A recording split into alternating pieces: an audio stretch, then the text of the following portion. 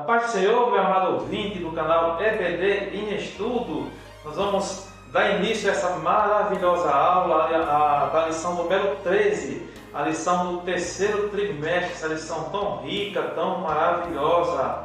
Antes da gente começar a comentar essa lição, eu peço que você subscreva no canal, deixe seu like e comente a lição. Quando você deixa um like de joinha, o YouTube ele entende que é um conteúdo relevante e assim vai passando para outras pessoas. E assim a palavra de Deus ela é proclamada aos quatro cantos da terra.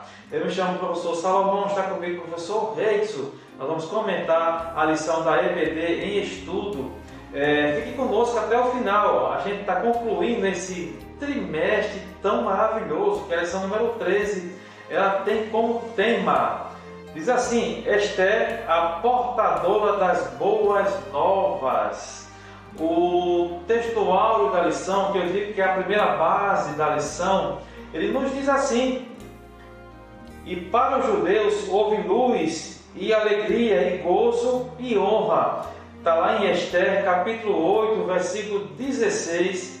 Eu peço que você leia na sua classe, é importante isso. A verdade prática nos diz assim: o Senhor é poderoso para transformar trevas em luz, tristeza em alegria, angústia em júbilo e humilhação em honra. A segunda base da lição você vai encontrar lá na leitura bíblica em classe, que se encontra lá em Esther, capítulo 8, do versículo 4 ao versículo número 8. E no capítulo 9, do 29 ao 31. E também o capítulo número 10, do 1 ao 3. Eu peço que você leia com seus alunos, é de suma importância essa leitura, é o que vai dar base à lição propriamente dita, que vai dar base ao estudo da lição. Olha, a gente viu nesse trimestre grandes ensinamentos. A gente viu ao longo desse trimestre, estudamos dois livros bíblicos maravilhosos, que levavam o nome de duas mulheres importantes na história da salvação, certo? Essas duas mulheres cumpriram papéis relevantes na história de tão grande salvação revelada em Cristo Jesus. Essas mulheres, teve um papel importante na obra da salvação. Ela agiu conforme a maravilhosa vontade de Deus. São duas judias. O rei Assuero, que estavam junto no período do rei Assuero, e estava chegando o fim, o rei editou um decreto ordenando o extermínio de todos os judeus. E nessa lição a gente vai ver a conclusão do livro de Esther. Deus usa Esther para livrar o seu povo do extermínio, porque o diabo tinha essa vontade de atrapalhar as obras do Senhor. Mas ele não conseguiu e nunca vai conseguir, porque existe um Deus que está ao comando de todas as coisas. Isso foi um pequeno comentário sobre a introdução da lição, irmão Reis. Exatamente. Já indo para o primeiro tópico da lição, diz o seguinte: o pedido de defesa aos judeus e a concessão do rei. Então, neste final do livro de Esther, a humildade de Esther e sua súplica, vamos observar quando que Esther, agora rainha, ela vem intervir, humildemente, e vem solicitar a opção do rei para que o rei pudesse socorrer e salvar o seu povo, os judeus, devido a toda a trama de Amã. E esta primeira parte do primeiro tópico, a humildade de Esther e sua súplica. Então, o contexto é o contexto que havia um decreto anterior, o qual autorizava que num tempo determinado iria haver a matança dos judeus. E nesta ocasião, Esther, sabiamente, ela vai interferir, ela vai suplicar, ela vai informar o rei e ela vai conseguir aí que não aconteça esse grande desastre que iria acontecer com o seu povo. E o comentarista vai dizer o seguinte: Assuero, que é o rei persa, foi devidamente informado da gravidade do decreto redigido por Amã, e que havia sido redigido por Amã e que havia assinado com o seu anel. E o decreto assinado pelo anel ele não poderia mais ser revogado. Vimos isso anteriormente também, quando aconteceu na época de Daniel. Então dizia o decreto que no dia 13 do 12º mês, né, do ano, o que iria acontecer? Que era o mês de Adar, que no calendário judeu é entre o mês de fevereiro e março, os inimigos dos judeus poderiam matá-lo. Então, segundo a proposta de Amã, o seu projeto era que no dia 13 do 12º mês, os judeus que estavam ali na Pérsia, em toda a província, né, de todo o império persa, seriam mortos. Esse era o decreto. Né? Então, o inimigo dos judeus poderiam matá-lo nas 127 províncias que o reino dele era dividido. E o que poderia ser feito para evitar esse extermínio em massa? O que é que poderia ser feito? E aí é justamente o foco desta lição, né? Os acontecimentos que impediram esse grande desastre na vida dos judeus. Então, com toda a humildade, Esther suplicou ao rei que revogasse, né, a ordem, pondo fim aí na trama de Amã. Ela vai suplicar. Mas Assuero fez a rainha, que já havia tomado a medida e que estava a seu alcance. Ele já tinha mandado enforcar Amã. Uma das coisas ele já tinha feito. Aquele que tramou tudo, ele já mandou enforcar. Mas ele vai dizer que não poderia revogar o decreto. Vemos lá isso em Esther 8, versículo 7 e versículo 8. Né? Havia ainda um desafio para os judeus. Confiar em Deus não nos isenta de fazer a nossa parte. Então, uma das lições dessa primeira parte, vamos ver que Deus, ele age, mas é preciso fazer a nossa parte. Vemos aqui Esther fazer a parte dela. Ela vai humildemente aproveitar uma oportunidade, espera com paciência uma oportunidade para falar com o rei e pedir ali a revogação do decreto que ali exterminaria o seu povo. Então, o agir de Deus, o confiar em Deus, não isenta, né, que cada um de nós venhamos a fazer a nossa parte. Amém. O segundo ponto do primeiro tópico tem como tema segurança jurídica.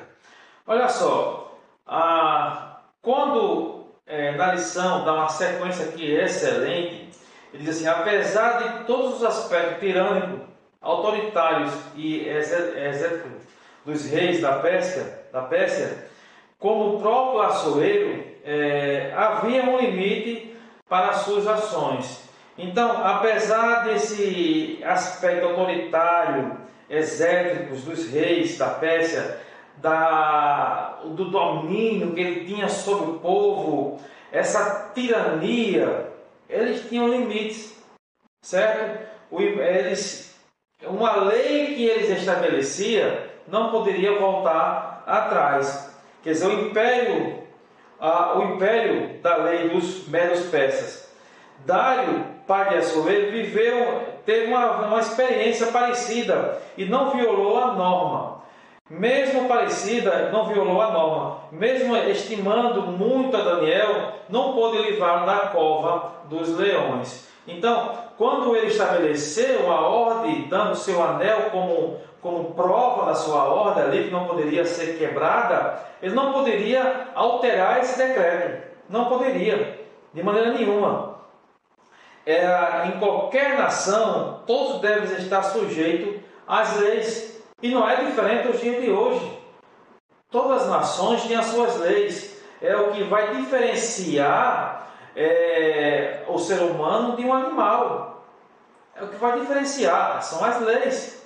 Certo? Então Jesus nos deu um exemplo, lá em Mateus 22, do 17 ao 21, ele dá um exemplo ali excelente. Em países democráticos como é o Brasil, todos os aspectos da vida pública e privada são regrados por um ordenamento jurídico, sob uma Constituição que a todos vincula, quer dizer, a todos unem. A gente está sob uma Constituição que a todos estão unidos à Constituição. As leis são estabelecidas e não pode ser quebrada, de maneira nenhuma. Nem os três poderes podem chegar e alterar essa lei, a não ser pelo plenário.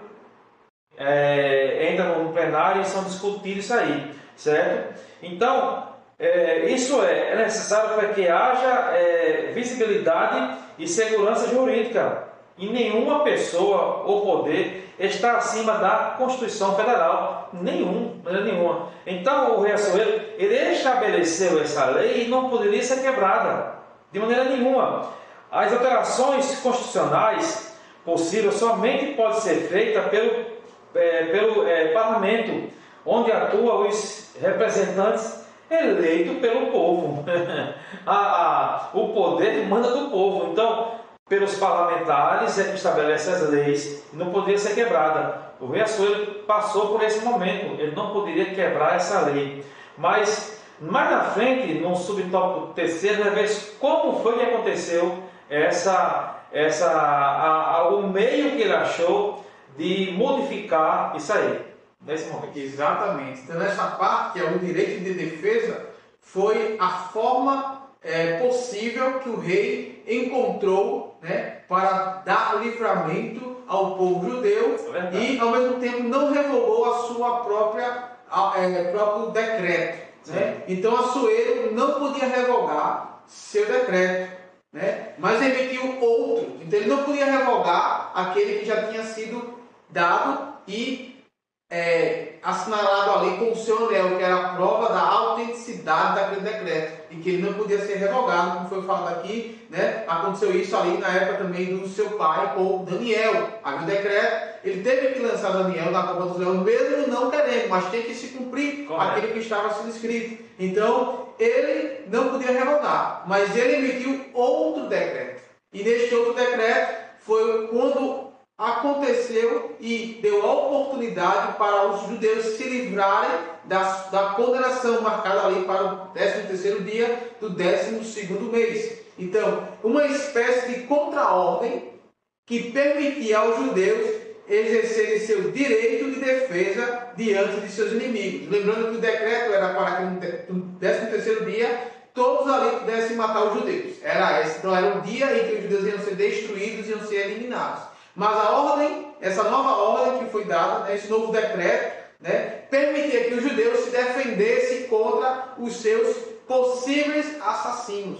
E ali, com essa defesa, vamos ver aqui o que é que aconteceu. O texto nos faz entender que havia em todo o reino grupos sistematicamente hostis a judeus. Olha, eram 127 províncias que eram divididas no Império Persa. E em todas elas, vemos aí no texto bíblico que foram levadas cartas. Primeiro Amã distribuiu as cartas para que naquela data específica fossem mortos os judeus, mas que vemos então que em todo o Império havia pessoas que odiavam os judeus. Não só Amã foi o cabeça, foi o que preparou toda ali para poder destruir, mas que iriam ser executados por várias pessoas no Império. Mas quando o Assuero lhe dá, o rei Assuero lhe dá essa defesa, a possibilidade de defesa, né, de se defender, né, contra os seus inimigos, vimos então que havia muitos que queriam a morte dos judeus. E vimos aqui nesse tópico o que acontece, é justamente o grande livramento do Senhor, né, através da intervenção também de Esther, que vai suplicar ali perante o rei Assuero.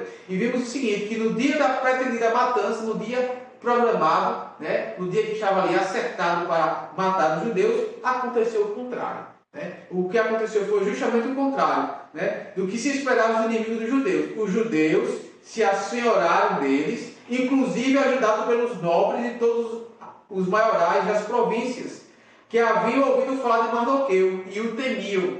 E aí, somente na cidade de Suzã, que era a capital na época do Império Persa, foram mortos 500 homens, incluindo os filhos de Amã também, que foram mortos. Está lá em Esther, capítulo 9, do versículo 11 ao versículo 16. E no dia seguinte, mais 300 mortos na cidade de Suzã. Então, na verdade, no dia em que havia marcado a morte dos judeus, aconteceu o contrário. Foi um grande livramento dos judeus e foram mortos os inimigos do povo de Deus. Então, assim concluímos o primeiro tópico da lição, que vimos que a humildade de Esther, a sua súplica perante o rei, trouxe grande livramento para o seu povo, né? E vimos então que temos essas questões jurídicas que permitiu, né, tanto no passado, né, como aqui vimos na própria lição, e fez essa comparação com o presente, com o Brasil, com a Constituição, né, que garante essa segurança jurídica para o povo, e que Deus deu ordem, né, para que podemos também obedecer às autoridades terrenas. E temos em 1 Timóteo 2:1-2, que devemos orar pelas autoridades do nosso país. E nesse primeiro finalzinho aqui, o direito de defesa, que o dia marcado para a morte dos judeus foi, na verdade, o grande dia de livramento, né, que Deus concedeu ao seu povo. O segundo tópico da lição tem como tema: a rainha Esther escreve boas notícias para o seu povo. Chegou a vitória do povo. primeiro ponto vai falar a comemoração dos judeus. Chegou a festa. O dia 14 do 12º mês foi de grande festa para os judeus de todo o Império Persa. Um sentimento de alívio pelo grande livramento chegou a cada coração judeu. Tomou conta do povo judeu e precisava ficar marcado. O alívio total. Chegou a providência divina. O povo judeu, como o professor Reis falou bem aqui, Deus protegeu e não morreu. E Mardoqueu resistiu os fatos e escreveu carta para os judeus de todas as províncias, instituída uma festa comemorativa, que foi a festa de Purim. Amã, engraçado, Amã havia lançado sorte, abre aspas, impur, para matar o judeu no dia 13. Olha só, dia 13.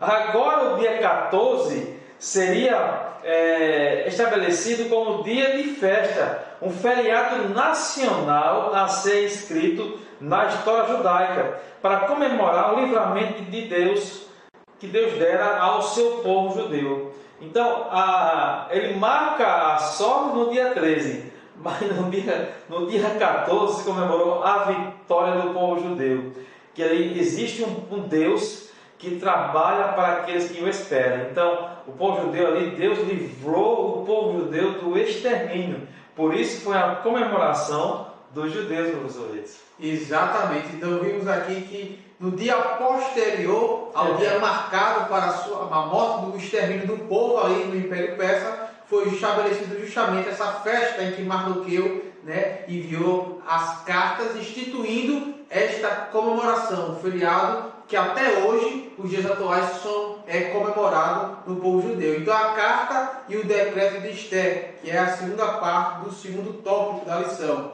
Depois da primeira carta, que foi enviada por Mardoqueu, Esther escreveu a segunda carta, confirmando a instauração e a instituição da festa de Purim, com 2 dias de duração. Então, o dia 14 e o dia 15 do 12º mês, ficou instituído a festa de Purim, que é justamente a festa do grande livramento do povo judeu, do povo de Deus, contra uma sentença de morte que estava decretada. Então era algo quase que impossível. Havia um decreto para matar o povo, mas Deus deu livramento ao seu povo. Então foi instituída essa festa com 2 dias de duração. E algo importante que na segunda carta, que é enviada ao povo, instituindo e confirmando a festa, era a primeira vez que a rainha Esther se dirigia ao seu povo. Então ela tinha sido rainha, tornada-se rainha, por um tempo ali, há bastante tempo já, mas era a primeira vez, que ela se dirige como rainha ao seu povo, ao povo judeu. Então ela, junto com Mardoqueu, escreve essa segunda carta, instituindo ali a festa de Purim, como um marco desse livramento do Senhor. Então não temos aí essa informação também, que foi a primeira vez que a rainha Esther se dirige ao seu povo. Ao sair de sua pena, que era a caneta da época, vamos assim falar, como se escrevia as cartas, a instituição da festa estava fundamentada agora num decreto real. Então a rainha Esther, como uma monarca ali do Império, instituiu. Então era um decreto real. Dia 14, dia 15, durante esses 2 dias, e anualmente deveria ser comemorado para que ficasse como memorial ao povo judeu. Então era um decreto real. A festa entrou definitivamente no calendário judeu e é comemorado até os dias de hoje. Amém. O terceiro ponto do terceiro tópico vai dizer, do segundo tópico, vai dizer que exaltação de Mardoqueu. A lição nos diz que o rei Assuero, ele conhecia Mardoqueu, mas não sabia do seu parentesco com Esther. Ele não sabia do parentesco com a rainha Esther. Até a denúncia dos malfeitos de Amã.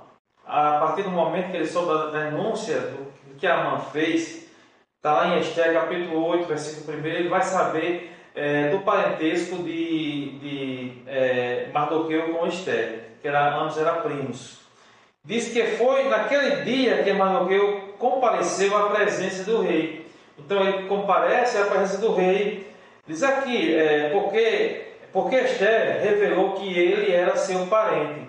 Quer dizer, o Mardoqueu, ele criou Esther como se fosse uma filha, mas eram primos dele. Mas ainda não era tudo. Depois da morte dos inimigos dos judeus, Assuero engrandeceu ainda mais a Mardoqueu, pondo-lhe como o segundo maior do reino, posição que era ocupada por Amã. Interessante que o homem que perseguiu a Mardoqueu, que perseguiu os judeus, que tinha na sua posse o anel do rei, para fazer o que desse na sua mente. Ele era a segunda pessoa depois do rei. Mas depois da vitória que Deus estabeleceu para o seu povo, Amã, ele é exaltado porque ele é colocado no lugar de Mardoqueu, ele é colocado no lugar de Amã. Tomou a posição que era de Amã antes, mas ele não tomou, quer dizer, foi entregue por Deus através do rei Assuero e colocou ele nessa posição.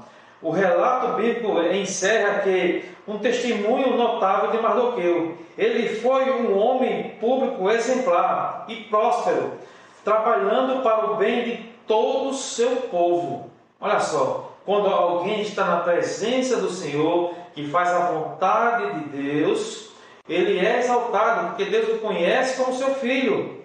E de maneira nenhuma ele vai o desamparar. Mardoqueu deu um ótimo exemplo na presença do Senhor. Trabalhou em favor dos outros, do povo de Deus. Isso sim é que é um homem dedicado na presença do Senhor. Bom, a gente viu aqui nesse segundo tópico, a rainha Esther escreve boas notícias para o seu povo. A gente viu a comemoração dos judeus, vimos a carta e decreto de Esther, vimos também a exaltação de Mardoqueu. Exatamente, já indo para o terceiro e último tópico da lição, que fala o seguinte: a mulher é chamada por Deus para ser relevante no mundo, né? Especificamente nessa lição temos aí a figura e a personagem, a rainha Esther, uma mulher notável. Mardoqueu e Esther exerceram um papel de altíssima relevância no Império Persa. Vimos aí durante toda essa lição a parte da lição, né? Uma parte foi sobre Ruth, outra parte foi sobre Esther, e uma grande parte da lição falando sobre Esther. E vimos a relevância que esta mulher, né, humildemente ali, e foi colocada na posição de rainha, ela exerceu dentro do Império Persa, né? Mardoqueu e a rainha Esther, principalmente em relação ao povo judeu. Para isso não foi preciso disputa ou inversão de papéis. E aqui o comentarista está falando que não foi necessário disputa e questão de papéis entre homem e mulher. Não. Ela ali, exercendo o seu papel, de acordo com a sua humildade, né, sua obediência a Deus, ela teve relevância, ela exerceu esse papel de destaque dentro do Império Persa. Esther chegou ao cargo de rainha, sob o profundo respeito, obediência e honra ao primo Mardoqueu. Queria haver criado como filha. Na condição de rainha, soube ser humilde, prudente e muito equilibrada. Então, aprendemos muito com a rainha Esther. E é justamente o que o comentarista vem destacar nesse parte aqui desse tópico, né? Alguém que chegou ao topo do império como rainha, uma altíssima posição, teve relevância dentro do império, mas não perdeu a humildade, né? Era uma pessoa equilibrada, prudente, né? Era obediente, tinha respeito, né? Apesar de todo o cargo, de toda a honraria, de todo o prestígio, ela era uma pessoa humilde, sábia, sabia entrar, sabia sair, se comportar, né? E usou inclusive de estratégia para poder salvar o seu povo judeu. E são características que são ressaltadas na lição que nós podemos aplicar em nossas vidas. A forma como se dirigia e honrava Assuero, que era o rei, contrastava com a atitude irreverente de Vasti, que era a primeira rainha aí no início do livro de Esther. Então ela era totalmente contrária às características de Esther com a de Vasti. Então vimos então a firmeza moral de Esther e que fez dela todas essas características e qualidades uma mulher notável dentro do propósito e da história do povo judeu. O segundo ponto do terceiro tópico tem como tema a banal guerra dos sexos. Ele vai falar nesse segundo ponto sobre um detalhe importante que é bem nos dias de hoje, que é quando há essas disputas que não pode haver no meio da igreja, certo? Deus não faz exceção de pessoa entre a mulher e o homem. Mas ele diz aqui que Deus não entra em disputas banais como a tal guerra dos sexos, que visa instalar ódio e aversão entre os homens e as mulheres. Acontece muito isso no meio do povo de Deus, no meio das igrejas. Mas não só no meio do povo de Deus e das igrejas, mas em qualquer lugar que você for, vai existir esse mal que estabelece no meio do povo para provocar dissensões e brigas, certo? O Criador nos fez macho e fêmea com construção e papéis distintos. Ele fez macho e fêmea, certo? Mas com constituição e papéis distintos, os quais estão claramente revelados nas Escrituras Sagradas, certo? No final, julgará a todos conforme as leis perfeitas e justas que Ele mesmo estabeleceu, nosso Deus estabeleceu. Então, Deus não é afetado por partidarismo, ideologias sexistas, de maneira nenhuma. Por isso, Ele chama homens e mulheres para seres relevantes no mundo, para ser pessoas distintas, que possam fazer que cada um ele tenha a sua obra estabelecida por Deus. Então Deus chama as mulheres para orar, para pregar a palavra do Senhor, para ter o seu lugar de destaque, mas também são os homens para também ter o seu lugar de destaque, certo? Ter o seu papel na obra do Senhor.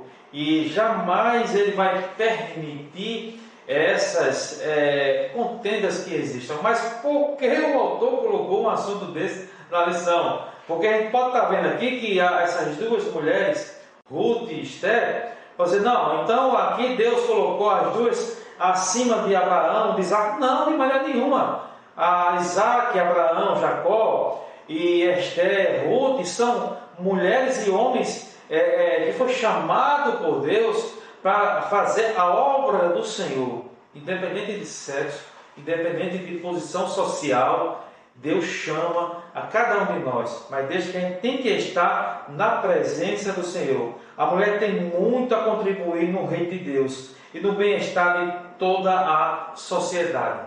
Exatamente. Então, para concluirmos aqui a lição, o terceiro ponto, o terceiro tópico, vai justamente fechar, este pensamento, essa exposição, o contexto cristão, que além das mulheres da Bíblia, que é justamente Ruth e Esther, que foi o tema desta lição deste trimestre, vimos aí diversas mulheres que exerceram papéis importantes, e aí ele vai relatar diversos nomes aqui, tanto ao longo da história da igreja, como também no próprio Brasil. E o que é importante sabermos disso é que muitas mulheres tiveram papéis de destaque, papéis notáveis na história da igreja, e que assim como Ruth e Esther possa servir de exemplo, de inspiração para homens e mulheres da atualidade.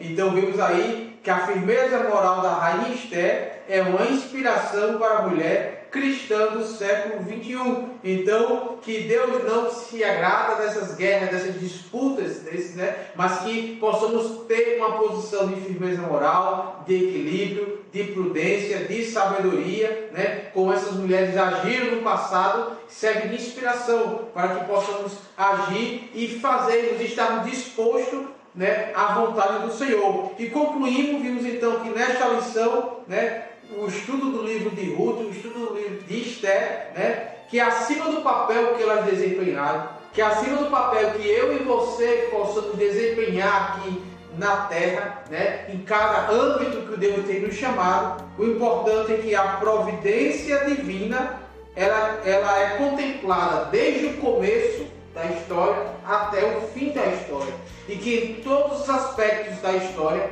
vimos isso nessa lição, tanto a história de Ruth, toda a história de Esther, Deus estava ali agindo na vida humana, interferindo na história.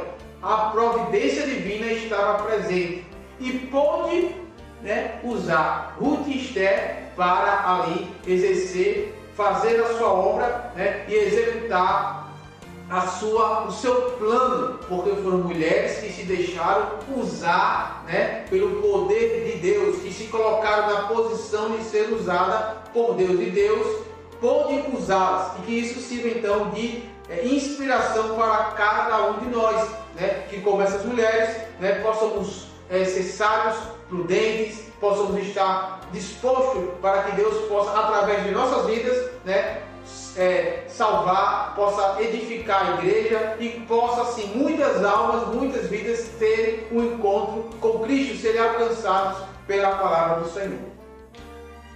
Nessa lição também a gente viu também que quando Deus intervém na história, com frequência ele trabalha com a participação humana.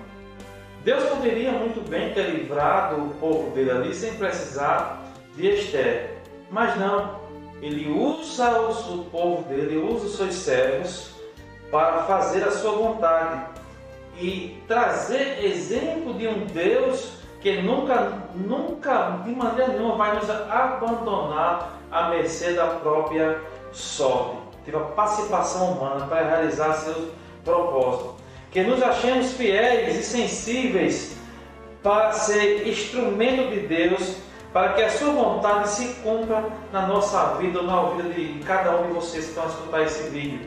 Que a gente esteja pronto para escutar o chamado de Deus. Que Deus quer realizar grandes obras na sua vida, assim como agiu na vida de Ruth e de Esther, Ele pode agir na sua vida também.